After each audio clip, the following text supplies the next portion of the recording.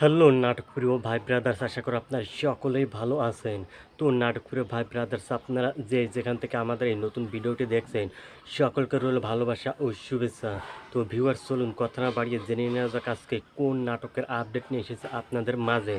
সম্প্রতি নির্মাতা মহিন খানের পরিচালনায় নতুন একটি নাটক মুক্তির জন্য প্রস্তুতি হয়েছে, আর এই নাটকটির নাম উচিত বিচার।